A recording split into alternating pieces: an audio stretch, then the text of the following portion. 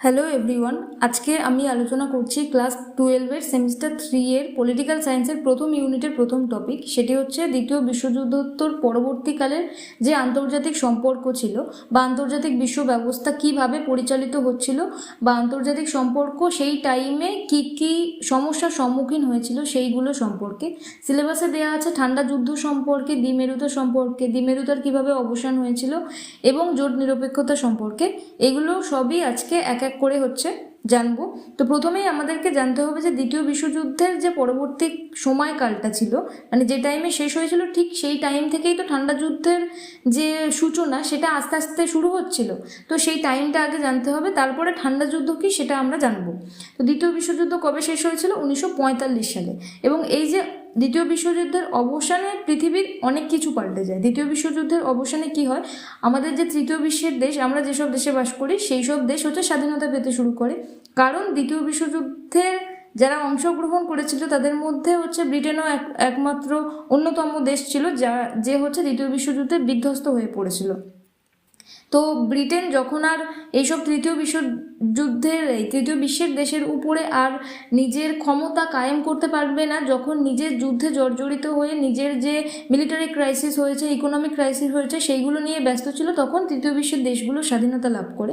তো এইভাবে যখন ব্রিটেন, ফ্রান্সের মতো দেশ আস্তে আস্তে নিজেকে গুটিয়ে নিতে শুরু করে এবং বিশ্বে দুটো মহাশক্তিধর রাষ্ট্রের আবির্ভাব হিসেবে মার্কিন যুক্তরাষ্ট্র এবং সোভিয়েত ইউনিয়ন মানে ইউএসএ এবং ইউএসএসআর এর এই দুটো সুপার পাওয়ারের আত্মপ্রকাশ ঘটে। কেন এই দুটো সুপার পাওয়ার একে অপরের থেকে আলাদা সেটা আমাদেরকে জানতে হবে, কারণ এরা আদর্শগত দিক থেকে, মতাদর্শগত দিক থেকে, সব দিক থেকেই আলাদা। আমেরিকা যুক্তরাষ্ট্র কি চায়? আমেরিকা যুক্তরাষ্ট্র এটাই চায় যে সে একটা উদার গণতান্ত্রিক দেশ। কেন উদার গণতান্ত্রিক দেশ সেটা আমার জানা নেই।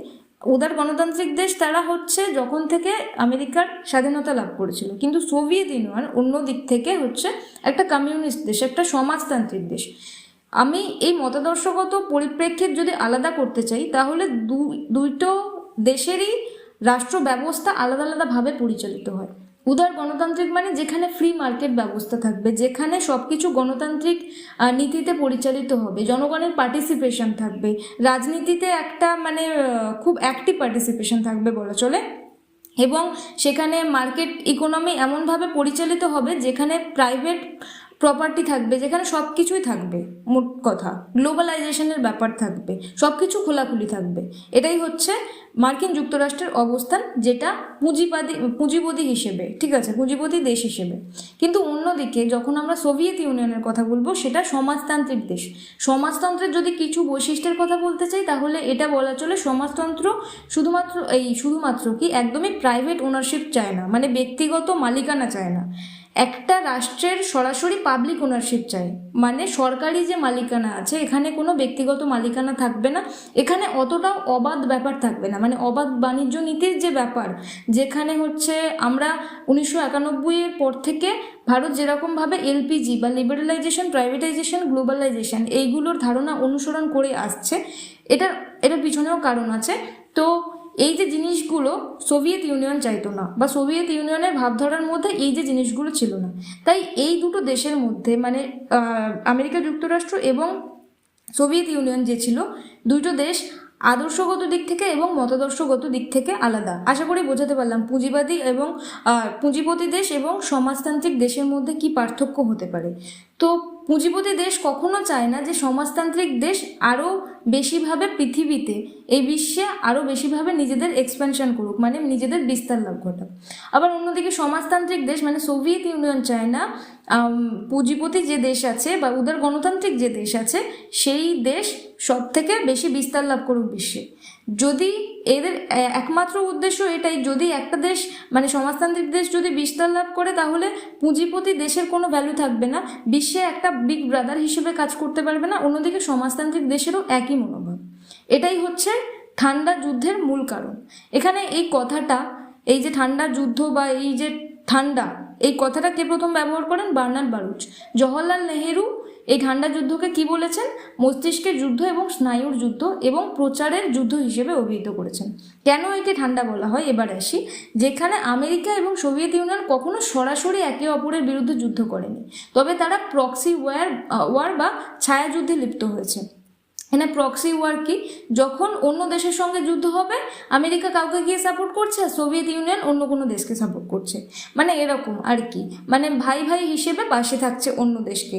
এইভাবে হচ্ছে প্রক্সি ওয়ার বা ছায়াযুদ্ধে এরা লিপ্ত হচ্ছে। ঠিক আছে, তারপরে পরের স্লাইডে যাই, যেখানে ঠান্ডা যুদ্ধ কি কি ভাবে ঠান্ডা যুদ্ধের প্রকাশ হয়েছে বা কারা এর প্রকাশ ঘটিয়েছিল, যেগুলোর সম্পর্কে জানলে আমাদের আরও ঠান্ডা যুদ্ধ সম্পর্কে ধারণাগুলো পরিষ্কার হবে। ট্রুম্যান নীতি। ট্রুম্যান কে ছিল? ট্রুম্যান হচ্ছে তখনকার টাইমে আমেরিকার প্রেসিডেন্ট ছিল।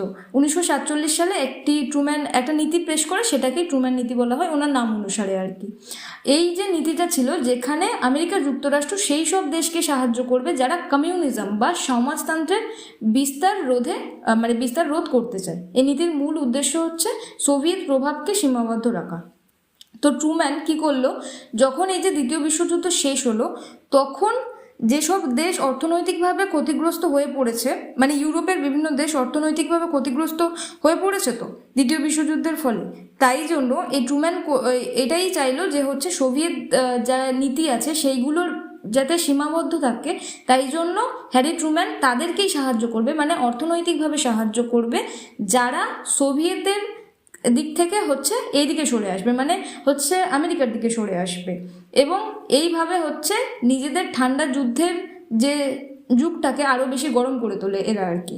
তারপরে মার্শাল পরিকল্পনা। মার্শাল কে ছিল? মার্শাল ছিল তখনকার টাইমে, মানে ট্রুম্যানের টাইমের চিফ জাস্টিস অফ আমেরিকা, মানে আমেরিকার প্রধান বিচারপতি ছিল। তো মার্শাল 1947 সালে যে প্ল্যানটা দেয় সেটাকে মার্শাল প্ল্যান বলা হয়। ট্রুম্যান নীতি আর মার্শাল প্ল্যান একই, খালি এটা মার্শাল হচ্ছে নিজের একটা ড্রাফট তৈরি করে আর ট্রুম্যান হচ্ছে নিজের একটা ড্রাফট তৈরি করে। মার্শাল প্ল্যান এটা বলে যে পূর্ব ইউরোপের যুদ্ধ বিধ্বস্ত দেশগুলোর অর্থনৈতিক পুনর্গঠনের জন্য যুক্তরাষ্ট্র, মানে আমেরিকা যুক্তরাষ্ট্র যে অর্থনৈতিক সহায়তার কর্মসূচি দান করে, সেটাই হচ্ছে মার্শাল প্ল্যান। তো মার্শাল প্ল্যান আর ট্রুম্যান নীতি দুটোই একই। যেখানে সোজা কথায় এটাই বলা চলে যে যেখানে আমেরিকা চাইছে যে সোভিয়েত যে অগ্রগতি আছে সেটা রোধ করার জন্য বিভিন্ন দেশকে এরা সাহায্য করবে, তার পরিবর্তে বিভিন্ন দেশ যাতে একে সাপোর্ট করে, মানে আমেরিকাকে সাপোর্ট করে, সেই জন্য বিভিন্ন নীতি গ্রহণ করে আমেরিকা। ঠিক আছে, এটাই হচ্ছে এই দুটো নীতির মূল বক্তব্য। তারপরে আসে সামরিক জোট। সামরিক জোটে কিন্তু সোভিয়েত ইউনিয়ন একদমই পিছিয়ে থাকেনি, কারণ ঠান্ডা যুদ্ধের সময় দুটি সামরিক জোট এমনভাবে তৈরি করা হয়েছিল যাতে সোভিয়েত ইউনিয়নের দিকেও অনেক মানুষ যায়, মানে সোভিয়েত ইউনিয়নকে যারা সাপোর্ট করে তাদের দিকে অনেক মানুষ যায় এবং যারা আমেরিকাকে সাপোর্ট করে তাদের দিকে অনেক মানুষ যায়। তো আমেরিকাকে যারা সাপোর্ট করে তারা নেটোতে হচ্ছে যোগদান করে, বা নর্থ আটলান্টিক ট্রিটি অর্গানাইজেশন, যেটা 1949 সালে আসে, সেটিতে সাইন করে। আর যারা সোভিয়েত ইউনিয়নকে সাপোর্ট করে তারা হচ্ছে ওয়ারসাও প্যাক্টে সাইন করে, যেটা আসে 1955 সালে। ঠিক আছে, এই দুটো জোটই হচ্ছে দুটোর বিরোধিতা করে। নর্থ আটলান্টিক ট্রিটি অর্গানাইজেশনে যারা সাইন করে তারা কখনো হচ্ছে সোভিয়েতকে পোষণ করে না, মানে সোভিয়েতকে সাপোর্ট করে না, তারা যুক্তরাষ্ট্রকে সাপোর্ট করেছে বলেই হচ্ছে তারা ন্যাটো সাইন করেছে। আর যারা ওয়ারসাও প্যাক্ট সাইন করেছে তারা সোভিয়েতকে সাপোর্ট করে, ন্যাটোকে সাপোর্ট করে না, এটা মনে রাখতে হবে। তো এইভাবে ঠান্ডা যুদ্ধের আস্তে আস্তে হচ্ছে সূচনা হয়, যখন একে অপরের বিরুদ্ধে যুদ্ধ না হলেও একটা পরিস্থিতি এমন, যদি যুদ্ধ আসে তাহলে এই যাতে অ্যাটাকের সম্ভাবনা থাকে, যাতে এরকম জোটবদ্ধভাবে হচ্ছে লড়াই করা যায়, তাই জন্য এই নেটো বা ওয়ারসাও প্যাক্ট এরকম ধরনের জিনিসগুলো এরা বানাতে থাকে। ঠিক আছে, তারপরে আসে কোরিয়ার যুদ্ধ। আগে বলছিলাম না প্রক্সি ওয়ারের কথা, তো কোরিয়ার যুদ্ধ, ভিয়েতনাম যুদ্ধ, এগুলো এক একটা প্রক্সি ওয়ার। প্রক্সি ওয়ার এইভাবেই যখন অন্য দুটো দেশের মধ্যে লড়াই হচ্ছে, তখন আমি কি করছি, আমি যদি আমেরিকা হই তাহলে আমি একটা দেশকে সাপোর্ট করছি, আর একটা দেশকে, মানে আরেকটা দেশের যার সাথে যুদ্ধ হচ্ছে তাকে সাপোর্ট করছে সোভিয়েত ইউনিয়ন। ঠিক কোরিয়ার যুদ্ধ, যেটা 1950 থেকে 1953 সালের মধ্যে হয়েছিল, সেটাও ঠিক একই। কোরিয়ার যুদ্ধ, যেখানে উত্তর কোরিয়া, যেটা এখন নর্থ কোরিয়া, মানে যেখানে কিম জং উনের শাসন এখন, সেটাকে সাপোর্ট করতো সোভিয়েত এবং চীন। কেন সোভিয়েত এবং চীন সাপোর্ট করতো? কারণ উত্তর কোরিয়া ছিল সমাজতান্ত্রিক দেশ, এটা এখনও, এবং দক্ষিণ কোরিয়া ছিল কি গণতান্ত্রিক দেশ, এটা এখনো পর্যন্ত। তাই কোরিয়ার যুদ্ধ যখন হয়েছিল তখন উত্তর কোরিয়া যেহেতু সমাজতান্ত্রিক দেশ, তাই সোভিয়েত ইউনিয়ন তার সাপোর্ট পাওয়ার জন্য উত্তর কোরিয়াকে সাপোর্ট করে। আর চীন তো বরাবরেরই সমাজতান্ত্রিক দেশ ছিল, এখনো আছে। এবং দক্ষিণ কোরিয়া ছিল হচ্ছে গণতান্ত্রিক দেশ। তাই যুক্তরাষ্ট্র নিজের যে আধিপত্য আরও বাড়ানোর জন্য এই যে দক্ষিণ কোরিয়াকে সাপোর্ট করে। আমাদের এটা মনে রাখতে হবে যে আমরা কেন এই যুদ্ধগুলোকে সাপোর্ট করছি বা কেন এই যুদ্ধগুলোকে সাপোর্ট করছি না।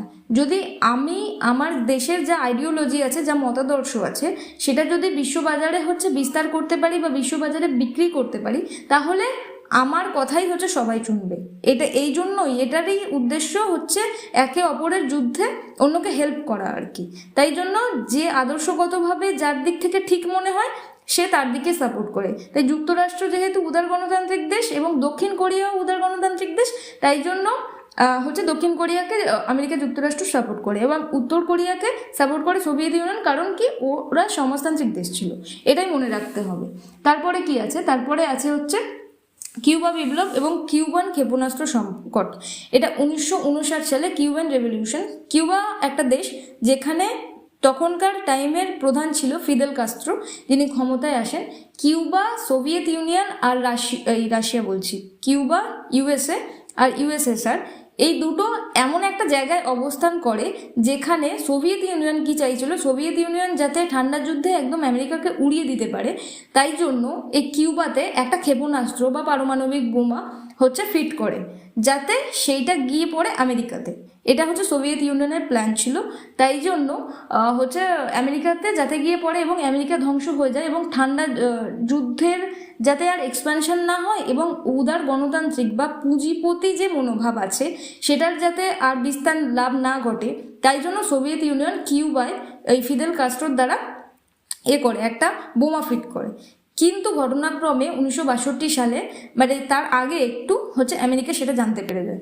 আমেরিকার তো গোপন অনেক হচ্ছে গুপ্তচর থাকে, তো তাই জন্য হচ্ছে আমেরিকা জানতে পেরে যায়। এবং আমেরিকা যখন জানতে পেরে যায় তখন ফিদেল কাস্ট্রোকে সেই পারমাণবিক বোমা যে হচ্ছে নিক্ষেপ আছে সেটা রোধ করার জন্য হচ্ছে জোর দেয় এবং এটার তীব্র প্রতিবাদ জানায় সোভিয়েত ইউনিয়নের বিরুদ্ধেও এবং ফিদেল কাস্ট্রোর মানে কিউবার বিরুদ্ধেও। তো যখন এই কিউবার বিপ্লবটা হচ্ছে এইভাবেই হয়েছিল, কিউবার ক্ষেপণাস্ত্র সংকট এইভাবেই হয়েছিল। সোভিয়েত ইউনিয়ন চেয়েছিল যে ওরা কেন হচ্ছে আমাদের উপর হচ্ছে জোর খাটাবে, আমরা সমাজতান্ত্রিক দেশ হিসেবে তো ভালোই তো আছি। কিন্তু যখন আমেরিকা বারবার হচ্ছে সোভিয়েত ইউনিয়নকে এইভাবে বিরক্ত করছিল যে হচ্ছে বিশ্ববাজারে এই উদার গণতন্ত্রের একটা প্রসার সবসময় ঘটতে হবে, সেটার বিরোধিতা করার জন্য সোভিয়েত ইউনিয়ন এই চালটা চালে আর কি। তারপর আসে ভিয়েতনাম যুদ্ধ। ভিয়েতনাম যুদ্ধ ঠিক কোরিয়ার যুদ্ধের মতোই, কিন্তু এটা শুধু সালটা আলাদা, 1955 থেকে 1975। ভিয়েতনাম যুদ্ধে এটাই হয় যেখানে এটা ঠান্ডা যুদ্ধের অন্যতম একটা প্রক্সি ওয়ার মানে নিজে নিজে সরাসরি যুদ্ধে লিপ্ত না হয়ে যখন দুটো দেশের মধ্যে যুদ্ধ হচ্ছে, আমি একটাকে সাপোর্ট করছি আর আরেকজন মানে সোভিয়েত ইউনিয়ন আরেকটাকে সাপোর্ট করছে, তো এটাই হচ্ছে প্রক্সি ওয়ার। নিজের সরাসরি যুদ্ধ আমরা লিখতে হচ্ছি না।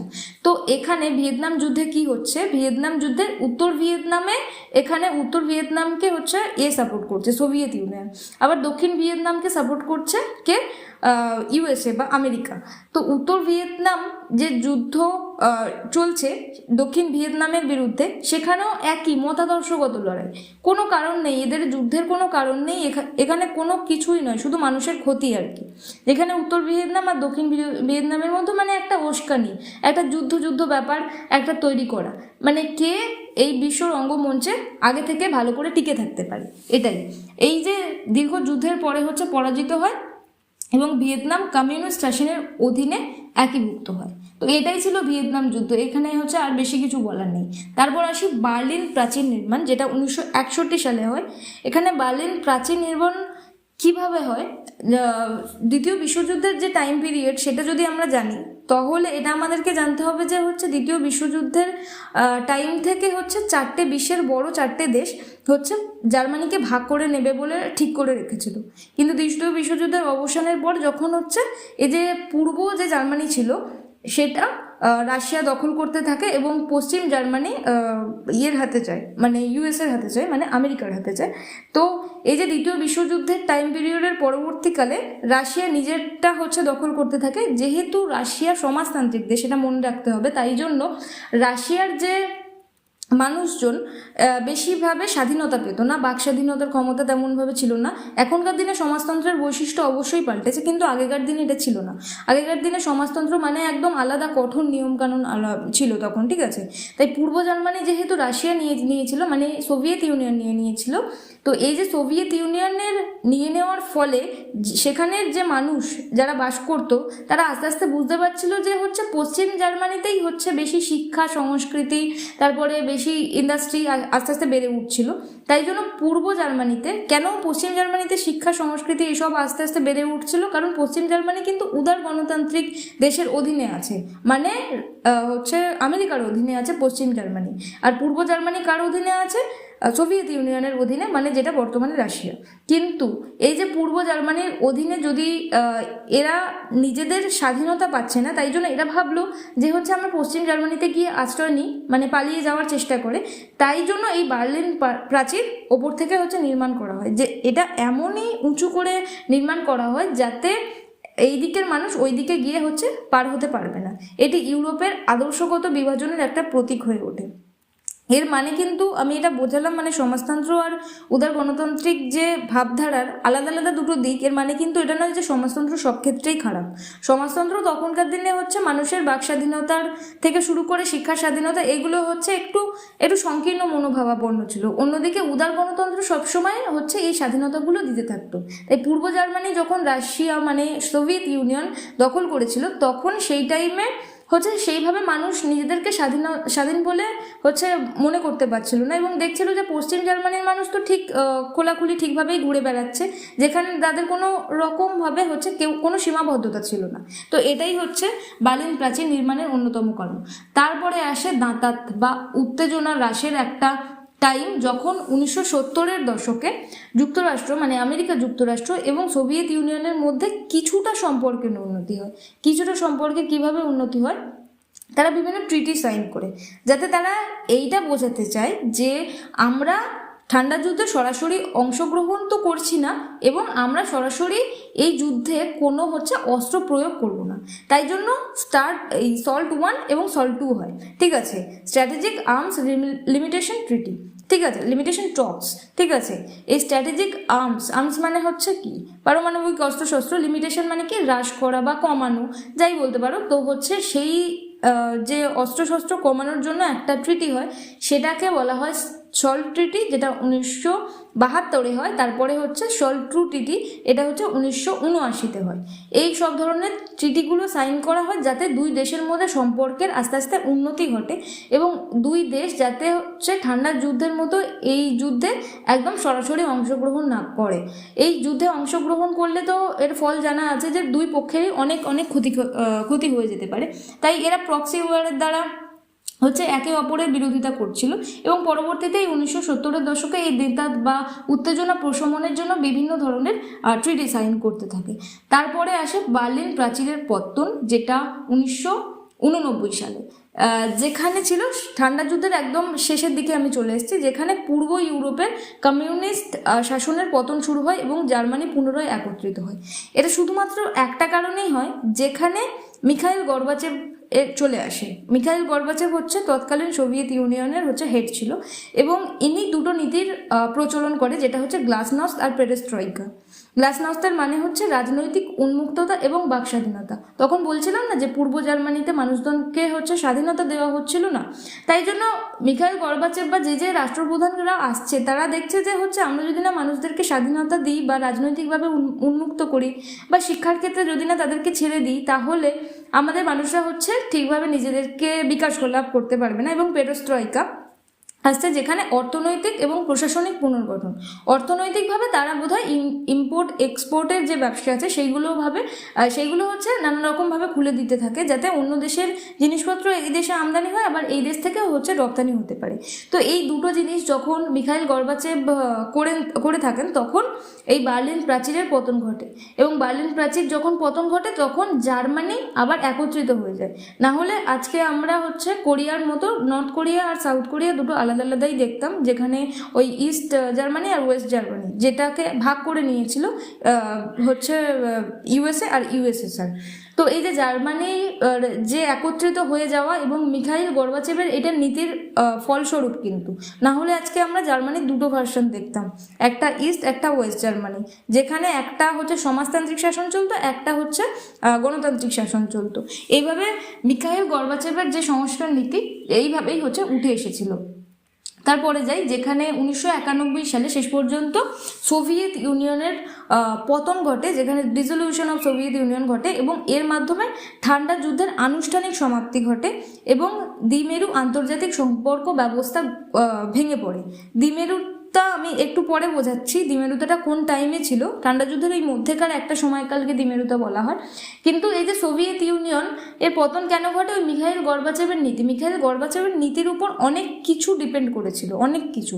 জার্মানির যে হচ্ছে পুনর্মিলন, একসাথে জার্মানি একটা ইউনাইটেড একটা অখণ্ড দেশ হয়ে যায়। তারপর সোভিয়েত ইউনিয়ন ভেঙে কি হয়, 15টা দেশ তৈরি হয়। যেমন এখনকার দিনের যে সেন্ট্রাল এশিয়ার দেশ, সেগুলো হচ্ছে সোভিয়েত ইউনিয়নের দেশ।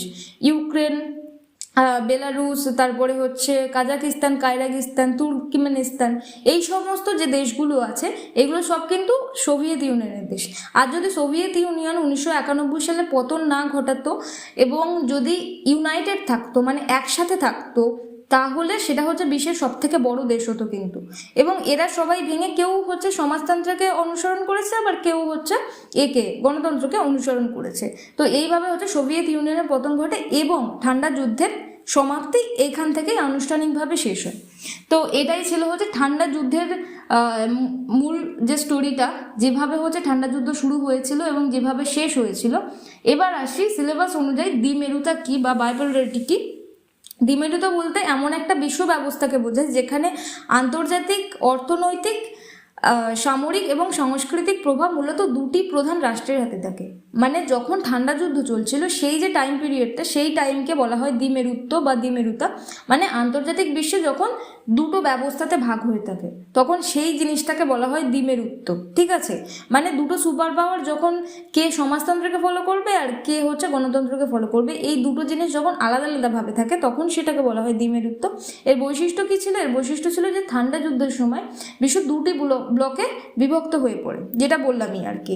তো ক্ষুদ্র শক্তিগুলো কোনো না কোনো সুপার পাওয়ারের অধীনে চলে যায়। ক্ষুদ্র শক্তিগুলো কোনো না কোনো, কেউ সমাজতন্ত্রকে সাপোর্ট করে, কেউ হচ্ছে গণতন্ত্রকে সাপোর্ট করে। তো যে যাকে সাপোর্ট করবে তার আরও বেশি বেশি 1 পয়েন্ট 2 পয়েন্ট করে বেড়ে গেল, এরকম খেলার মতো আর কি। তো এইভাবে হচ্ছে দ্বিমেরুতা এসেছিল। এই দ্বিমেরুতার ফলে কি হয়েছে, বিশ্বের একটা ভারসাম্য রক্ষা করা কঠিন হয়ে পড়ে। কারণ যখন এক পক্ষ অন্য পক্ষকে ছাড়িয়ে যায়, মানে ধরো একটা দেশ এরকম সাপোর্ট করতে করতে করতে করতে একটা দেশের যদি পয়েন্ট বেশি হয়ে যায়, মানে এই দুটো দেশের মধ্যে একটা দেশের যদি পয়েন্ট বেশি হয়ে যায়, তাহলে এক পক্ষ অন্য পক্ষকে ছাড়িয়ে যাওয়ার সম্ভাবনা থাকে এবং এখানে বিশ্ব ব্যবস্থা একটা অস্থির করে তোলে, এখানে একটা ইমব্যালেন্স গড়ে ওঠে। তো এর প্রভাব কি হয়? এর প্রভাব এই ব্যবস্থা সুপার পাওয়ারগুলি প্রচার এবং মনস্তাত্ত্বিক যুদ্ধের মাধ্যমে একে অপরকে দুর্বল করার চেষ্টা করতো। প্রচার করতো বিভিন্নভাবে। যদি ইউএসের কথা বলি, তাহলে সে কি প্রচার করতো? সে হচ্ছে ওই ট্রুম্যান ডক্ট্রিন, মার্শাল প্ল্যানের মতো নীতি আনতো, যেখানে হচ্ছে সোভিয়েত কমিউনিজমের বিরোধিতা যারা করবে তাদেরকে হচ্ছে এই আমেরিকা হচ্ছে সাপোর্ট করবে, এরকমভাবে এরা প্রচার করতো। এবং মনস্তাত্ত্বিক যুদ্ধ, ওই যেরকম ভিয়েতনাম যুদ্ধ, কোরিয়ার যুদ্ধ, জার্মানির যে হচ্ছে বার্লিন ওয়াল যে কনস্ট্রাকশন আছে, সেই সমস্ত করার মাধ্যমে একে অপরকে এইভাবে হচ্ছে এরা দুর্বল করার চেষ্টা করে। এইভাবে দ্বিমেরুতা এদের বজায় থাকতো। কিন্তু দ্বিমেরুতার অবসান কিভাবে ঘটলো? দ্বিমেরুতার অবসান তখনই ঘটলো যখন এই যে মিখাইল গর্বাচেভের যে নীতিগুলো ছিল সেগুলো বললামই, যে হচ্ছে অনেক কিছু ডিপেন্ড করেছে এই মিখাইল গর্বাচেভের নীতির উপরে। গর্বাচেভের যে সংস্কার ছিল সেগুলো আধুনিক করতে পেরেস্ত্রয়িকা এবং গ্লাসনাস্ত নীতি চালু করে। যেখানে হচ্ছে অন্য দেশগুলোর মতো, যেখানে সোভিয়েত ইউনিয়নেরও আরোভাবে প্রশাসনের যে উন্নতি, রাজনৈতিক উন্নতি, সামাজিক উন্নতি, সব কিছুর যাতে উন্নতি হয়, মানুষ যাতে শিক্ষাক্ষেত্রে ভালোভাবে পার্টিসিপেট করতে পারে, মানুষ সামাজিক ক্ষেত্রে ভালোভাবে পার্টিসিপেট করতে পারে, সেই সমস্ত নীতিগুলো ইনি মানে গর্বাচেভ আনলেন এবং আস্তে আস্তে দ্বিমেরুতার অবসান ঘটলো। তখন ইউএসএ কি দেখলো? ইউএসএ দেখলো যে এই তো এবার আমার নীতি ফলো করছে, মানে আমার মতোই হয়ে গেছে। কিন্তু ব্যাপারটা এটা নয়, সমাজতন্ত্রের কিন্তু একদমই অবসান ঘটেনি। সোভিয়েত ইউনিয়ন মানে এখন যে বর্তমানে রাশিয়া, সেটা সমাজতান্ত্রিক দেশই আছে, এটা কিন্তু উদার গণতান্ত্রিক দেশ নয়। কিন্তু সমাজতন্ত্রের যে সংজ্ঞা, যেটা আগে কঠোর নিয়ম নিষেধযুক্ত ছিল, সেটা আস্তে আস্তে একটু শিথিল হয়েছে, একটু কমেছে, ঠিক আছে। এবং বার্লিন প্রাচীরের পতন, যেটা 1989 সালে ঘটেছিল, এবং এটাই হচ্ছে ঠান্ডা যুদ্ধের অন্যতম কারণ ছিল। এবং জার্মানির পুনর্মিলন বা 1990 সালে বিভক্ত পূর্ব জার্মানি এবং পশ্চিম জার্মানি পুনরায় যখন একত্রিত হয়, তখন দ্বিমেরুতার অবসান ঘটে। এইভাবে হচ্ছে দ্বিমেরুতার অবসান ঘটে এবং সোভিয়েত ইউনিয়নের পতনও হচ্ছে এর জন্য দায়ী ছিল। 1991 সালে ডিসেম্বরে সোভিয়েত ইউনিয়ন আনুষ্ঠানিকভাবে ভেঙে পড়ে এবং 15টি স্বাধীন রাষ্ট্রের জন্ম হয়, যেটা আমি আগে বললামই, এবং রাশিয়া সোভিয়েত ইউনিয়নের উত্তরসূরি রাষ্ট্র হিসেবে স্বীকৃত হয়। ফলাফল কি হয়? ফলাফল এটাই হয়, দ্বিমেরুতার অবসানের মার্কিন যুক্তরাষ্ট্র একমাত্র সুপার পাওয়ার হিসেবে আবির্ভূত হয়, যা বিশ্ব একমেরুত্ব বা ইউনিপোলারিটির দিকে নিয়ে যায়। এখনো পর্যন্ত এই একমেরুত্ব আছে বলে এই যে ইরানের সাথে ইউএসএ আর ইসরায়েল মিলে হচ্ছে যুদ্ধ করছে, মানে এই যে ইউনিপোলার নিজেকে ভাবাটা কতটা কঠিন, কতটা ডেঞ্জারাস এখনো পর্যন্ত আছে। যদিও ইরান এর হচ্ছে সঠিক প্রত্যুত্তর দিচ্ছে, সঠিক সময় ওয়েট করছে কিভাবে কি হয়।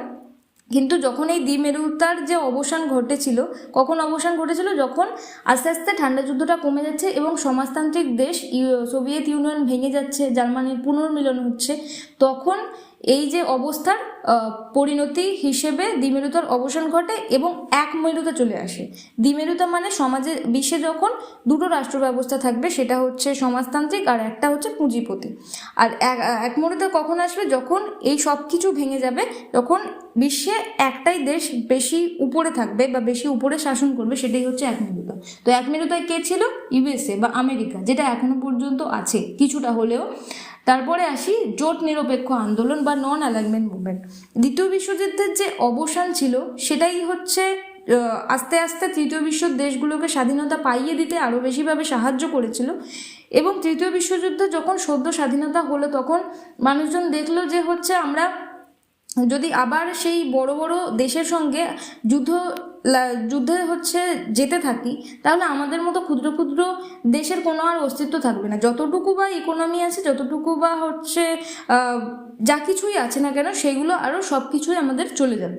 তো ঠান্ডা যুদ্ধের সময় নতুন যে দেশগুলো সদ্য স্বাধীনতা পেয়েছে, তারা তাই জন্য কোনো ব্লকে যোগ দেয়নি। তারা নিজেদের যাতে স্বাধীন সত্তা বজায় থাকে, সেই জন্য হচ্ছে একটা আন্দোলন তৈরি করে। এই আন্দোলন একটা পজিটিভ দিক নিয়ে যায়, যেটা জওহরলাল নেহেরু হচ্ছে আমাদের ভারতের প্রথম প্রধানমন্ত্রী যিনি ছিলেন, জওহরলাল নেহেরু, তিনি এই যে আন্দোলনের প্রধান প্রোপোনেন্টও বলা চলে। এর পটভূমি কি? পটভূমি মানে এর ব্যাকগ্রাউন্ডটা কী ছিল, জোট নিরপেক্ষ আন্দোলন কিভাবে উঠে এসেছিল। 1955 সালে বান্দুং সম্মেলনের এই ধারণার জন্ম নেয় এবং 1961 সালে বেলগ্রেড অনুষ্ঠিত হয় এর প্রথম যে সম্মেলন, সেটা হচ্ছে 1961 হয়, যেখানে অনেক দেশ হচ্ছে সাইন করে। বিশ্বের প্রায় 120টা দেশ হচ্ছে নন অ্যালাইনমেন্ট মুভমেন্টে সাইন করে।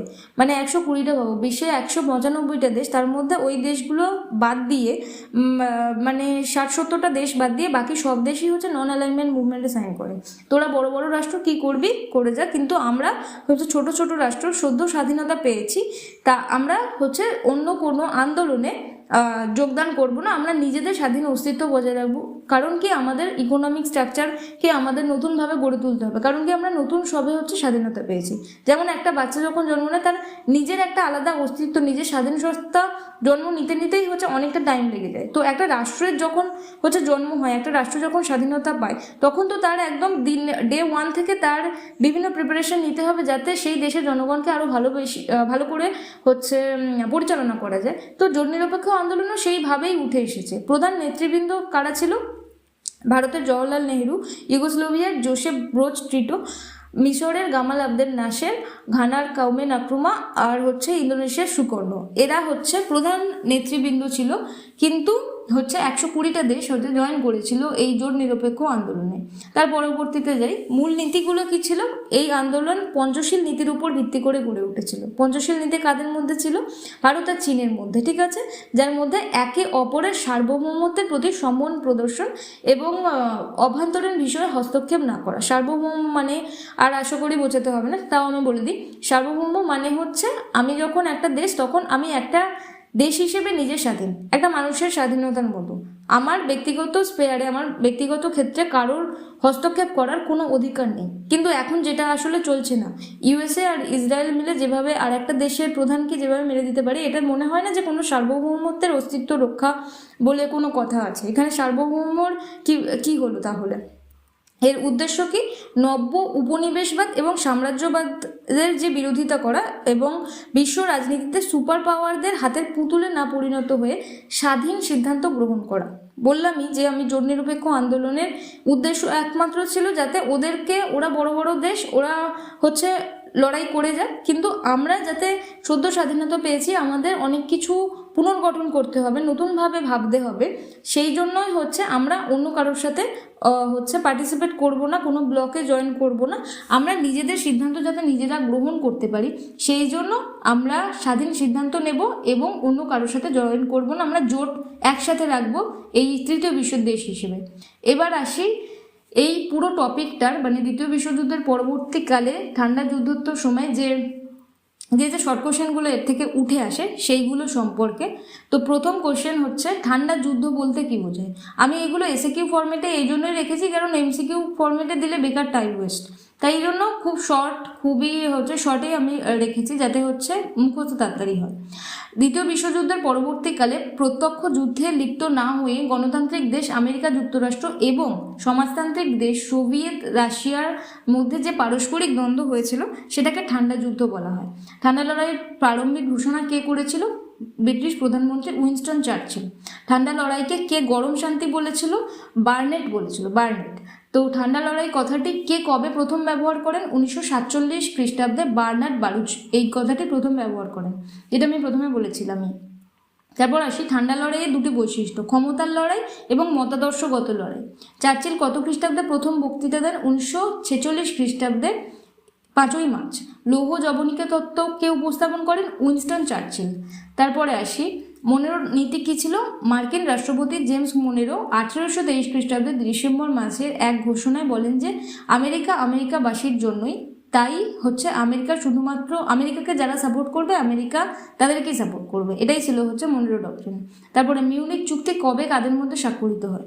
1938 খ্রিস্টাব্দে 29শে সেপ্টেম্বর ব্রিটিশ, জার্মানি, ফ্রান্স ও ইতালির মধ্যে স্বাক্ষরিত হয়। কমিনফ্রম গঠনের মূল উদ্দেশ্য কী ছিল? বিভিন্ন দেশের যারা কমিউনিস্ট পার্টির কার্যকলাপের মধ্যে সমন্বয় সাধনই ছিল হচ্ছে এর একমাত্র উদ্দেশ্য। তারপরে ব্রিঙ্কম্যানশিপ অফ ওয়ার কোন যুদ্ধকে বলা হয়? ঠান্ডা যুদ্ধকে বলা হয়। ঠান্ডা যুদ্ধের সূচনা কবে হয়? 1945 সালে। মার্শাল প্ল্যান কবে কার্যকর হয়? 1947 সালে। ট্রুম্যান নীতি কবে গৃহীত হয়? 1947 সালে। ন্যাটো কবে প্রতিষ্ঠা হয়? 1949 সালে। কোরিয়ার যুদ্ধ কবে শুরু হয়? 1950 সালে। দাঁতা শব্দের অর্থ কি? পরস্পরের প্রতি অবিশ্বাসপূর্ণ সম্পর্ককে আরও সহজ করে তোলা। ভারত কবে প্রথম পরমাণু শক্তিধর রাষ্ট্র হিসেবে আত্মপ্রকাশ করে? 1974 সালে। এবং এটা কোথায় হয়? আমাদের মনে রাখতে হবে, এটা রাজস্থানের পোখরানে। পরমাণু যে শক্তিধর এটা ছিল, সেটার নাম কি ছিল? সেটা হচ্ছে স্মাইলিং বুদ্ধা। তারপরে গ্লাসনস্ট আর পেরেস্ট্রয়কা নীতির প্রবক্তাকে মিখাইল গর্বাচেভ। ঠান্ডা লড়াইয়ের অবসান কবে হয়? 1991 সালে। কোন ঘটনাকে ঠান্ডা লড়াইয়ের পতন হিসেবে ধরা হয়? সোভিয়েত ইউনিয়নের ভেঙে যাওয়াকে ঠান্ডা লড়াইয়ের পতন হিসেবে ধরা হয়। জোট নিরপেক্ষ আন্দোলনের জনক কে ছিল? জওহরলাল নেহেরু। তারপরে জোট নিরপেক্ষ আন্দোলনের প্রথম শীর্ষ সম্মেলন কোথায় অনুষ্ঠিত হয়েছিল? 1961 সালে বেলগ্রেডে। বর্তমানে জোট নিরপেক্ষ আন্দোলনের সদস্য সংখ্যা কত? 120 জন। তো এই ছিল হচ্ছে আজকের ভিডিও। Thank you.